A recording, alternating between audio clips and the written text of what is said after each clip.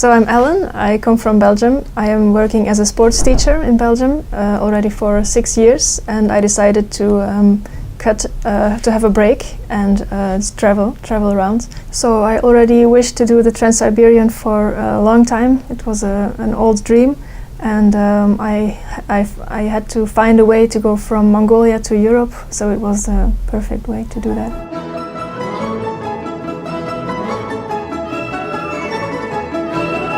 I didn't really have an itinerary for Russia, and to be honest, I didn't know anything about Russia. Only the things that aren't really true, like superstitions. Like Russians drink a lot of vodka. Myths that weren't true. Maybe that on the Trans-Siberian train, not everybody is drunk.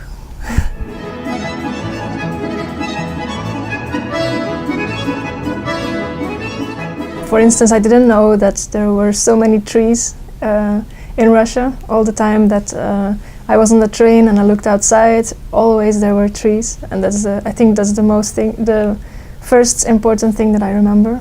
And the beauty and the greatness of the nature, close to Baikal especially.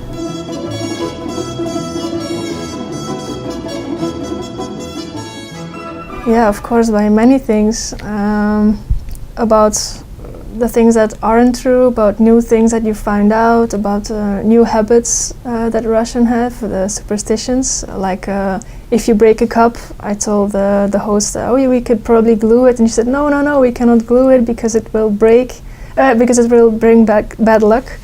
And for instance, when I leave the house and I forgot something, she told me, oh, now you have to look into the mirror first before you go out, otherwise you will have bad luck. Or I was pouring the wine one evening, and the bottle was empty, and I put it back on the table, and she said, no, you cannot put it on the table, you have to put it on the ground because it brings bad luck.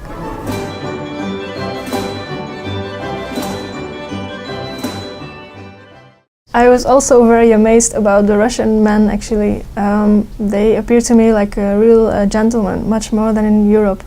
Letting the lady go first to the door, or when they have a relationship, it's much more profound than in Europe, and they're much more serious about it. Like one friend introduced me to his girlfriend, and he said, this is my future wife, and I was amazed, like, wow, this is really serious in Russia. And they start relationships more early as well. I also think that the Russian women are different than the European women. The Russian women use makeup much more, and when they leave the house they make sure that they look fine. And in Europe sometimes you can see a woman running out of the house in her pajamas.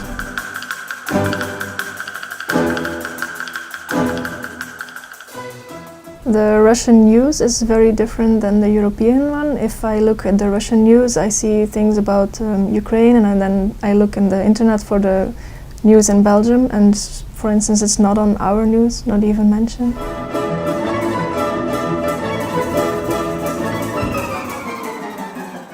About the Russian kitchen, there's a lot to tell, I think. I like the puza. It's a meatball in dough, and they make it in steam. I like that very much.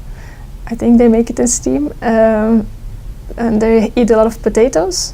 Sometimes a sandwich with potatoes is very natural, whereas in Belgium usually it's or the sandwich or the potatoes.